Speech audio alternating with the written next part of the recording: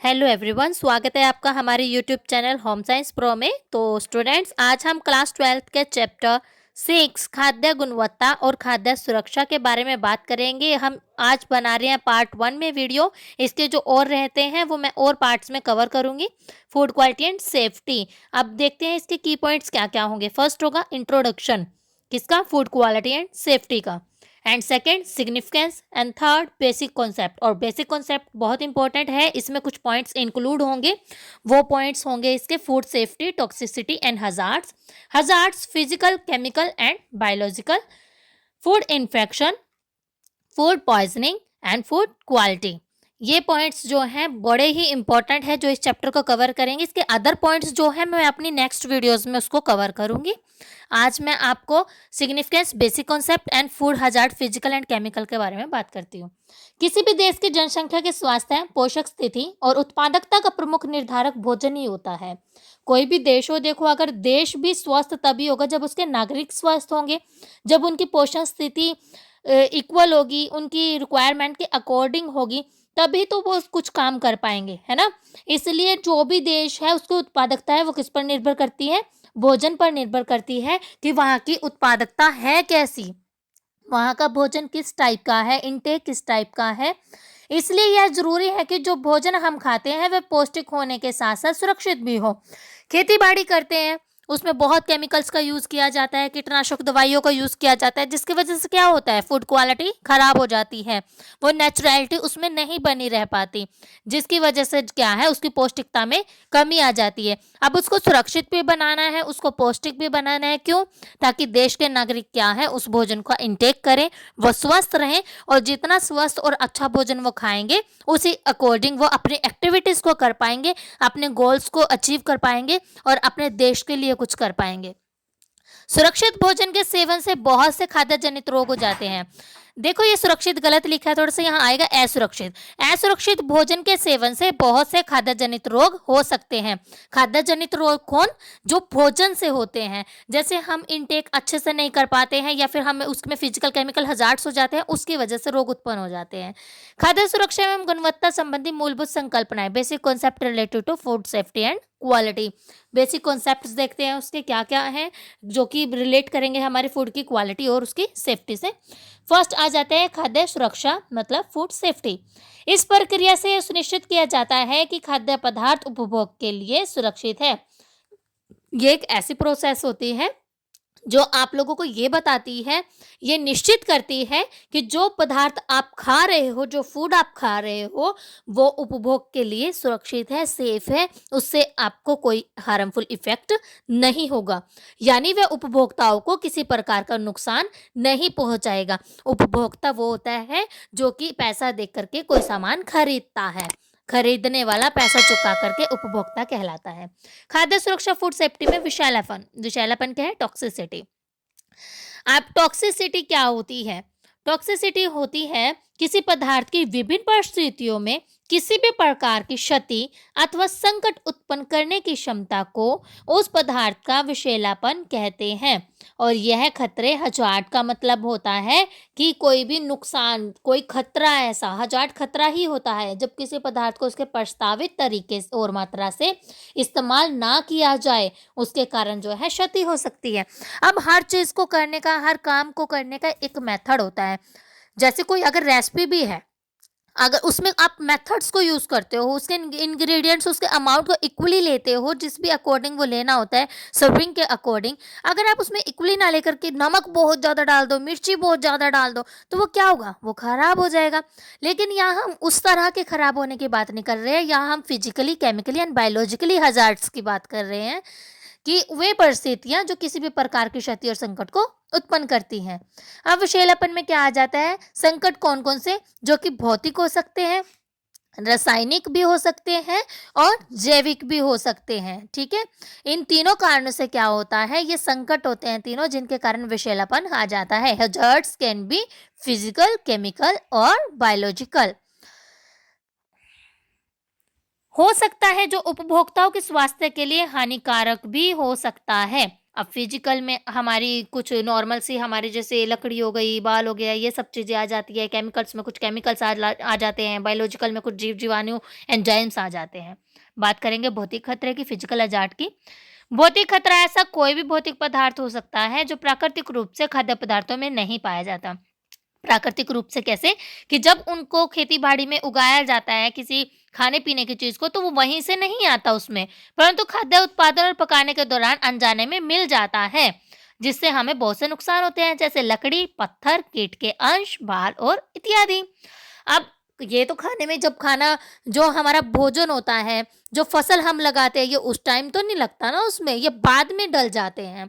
बाद में मिलावट के दौरान पत्थर आ जाता है, कीट के अंश आ जाते हैं, या खाना बनाते समय बाल आ जाता है, या और चीज़ें आ जाती हैं, वो हमारे भौतिक खतरे में मतलब फिजिकल हज़ार्ड्स में इंक्लूड हो जाता है, जिसकी वजह से क्या होता है, हमें बहुत से चीज़ों का, बहुत सी बीमारियों का, बहुत से रोगों का सामना करना पड़ता है। और जब हमारे इसमें लकड़ी, पत्थर, कीट के अंश और बाल या और भी इसके फिजिकल हज़ार्ड्स होते हैं, वो अगर हमारे फूड में आ जाते हैं, तो उसके बाद कितना मन खराब होता है, और अगर अंदर चले जाते हैं, तो हमें थ्रोट से रिलेटेड भी प्रॉब्लम हो जाती है। टीथ में अगर कोई पत्थर चला जाए, जैसे चावल खाते हैं उसमें आ जाता है, दालें खाते हैं उसमें आ जाता है, तो हमारा बिहेव चेंज हो जाता है। रासायनिक खतरा कौन-सा होता है? रासायनिक हानिकारक पदार्थ हैं, जो कि खाद्य पदार्थों में प्राकृतिक रूप से पाए जाते हैं।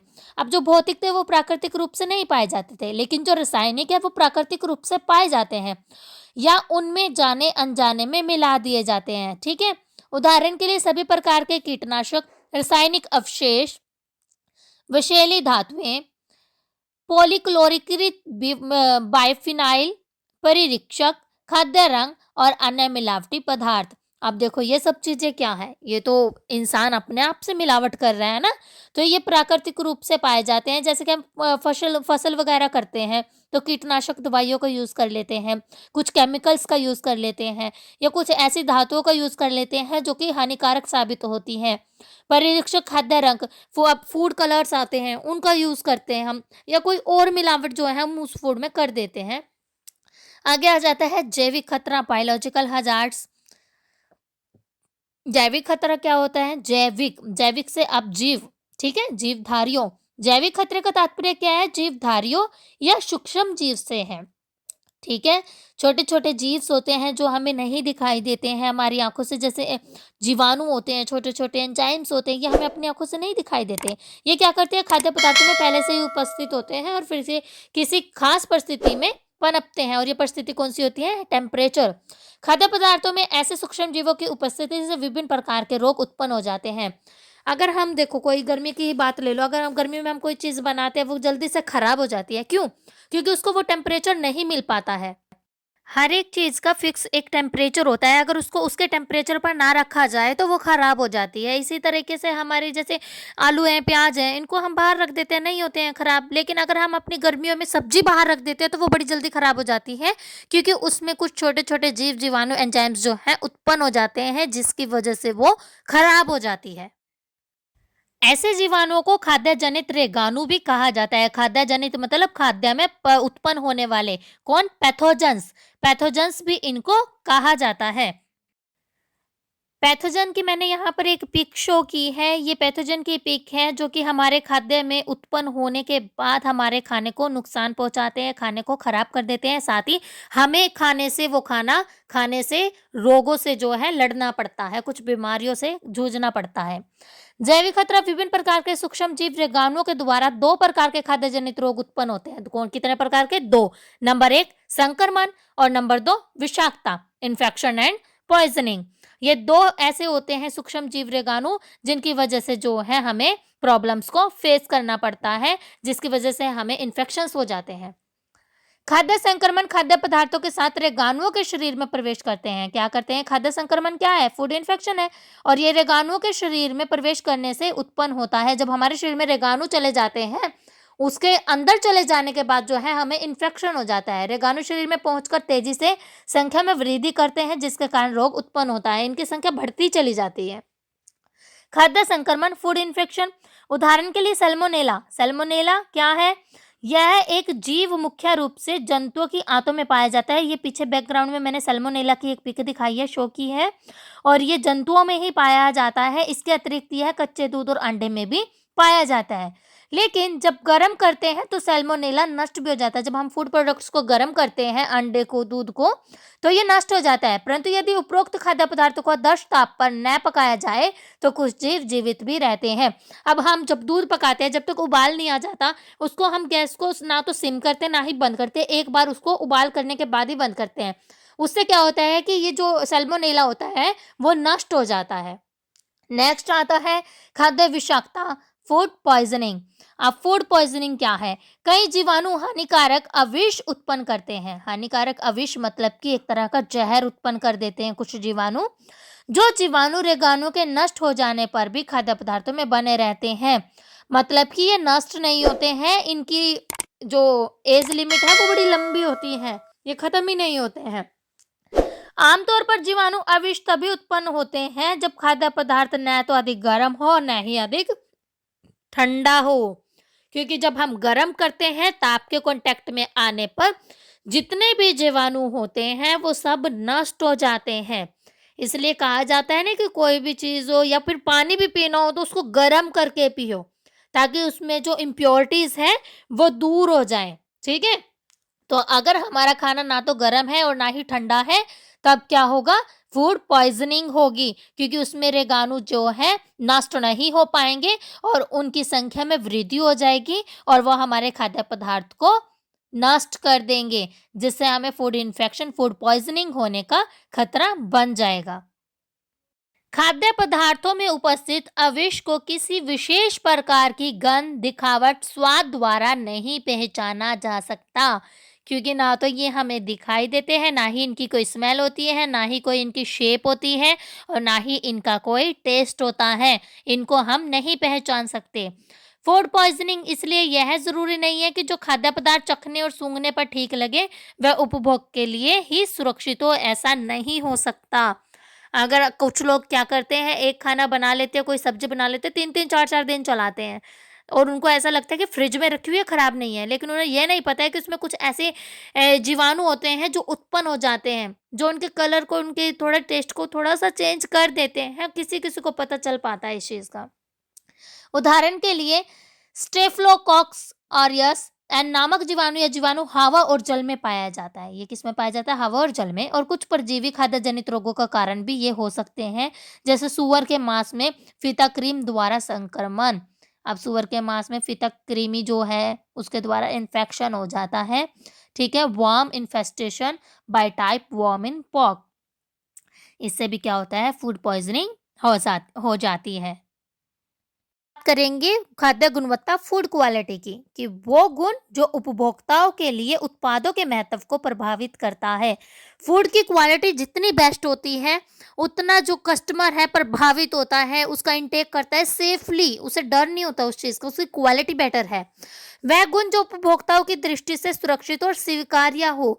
जब लोगों को लगता है कि इसकी क्वालिटी बेस्ट है तो वो 2-4 रुपए, 10, 20, 50 रुपए ज्यादा पैसा लगाकर भी उस चीज को खरीद लेते हैं, क्योंकि उन्हें पता है वो चीज सेफ है उनके लिए। किसी खाद्य पदार्थ की क्वालिटी का निर्धारण करते समय उसके सकारात्मक गुणों, सकारात्मक क्या है? उसकी जो पॉजिटिव क्वालिटीज है वो, उनका रंग, उनकी सुगंध, बनावट या फिर इत्यादि के साथ साथ उनके नकारात्मक गुण जैसे कि सड़ना, संदूषण, अपमिश्रण, खाद्य सुरक्षा के खतरे या फिर कोई भी आकलन जो है किया जा सकता है। जब हम कोई फूड खरीदते हैं तो हम उस पर चेकआउट करते हैं कि उसकी एक्सपायरी क्या है, वो कब बना है, किन चीज़ों से बना है, ये सब। सुरक्षा किसी भी उत्पाद या खाद्य पदार्थ की क्वालिटी का प्राथमिक और सबसे महत्वपूर्ण गुण होता है। हम कोई चीज़ तभी खरीदते हैं जब वो हमारे लिए सुरक्षित हो। यदि हमें पता है हमें किसी फूड से एलर्जी है तो हम नहीं खरीदते, क्योंकि हमें पता है वो असुरक्षित होगा हमारे लिए। तो सुरक्षित जो होगा हम उसे तो ये है फूड क्वालिटी। मैं अपने नेक्स्ट वीडियो में इसके और जो पार्ट्स रहते हैं उसको कवर करूंगी। आशा है कि ये वीडियो आप लोगों के लिए बहुत ही हेल्पफुल होगी और मेरे चैनल को please like, share and subscribe ज़रूर करें, ताकि मैं आगे से आगे आप लोगों के लिए अच्छी से अच्छी वीडियोस जो है आपकी हेल्प के लिए लेकर आती रहूं। Thank you.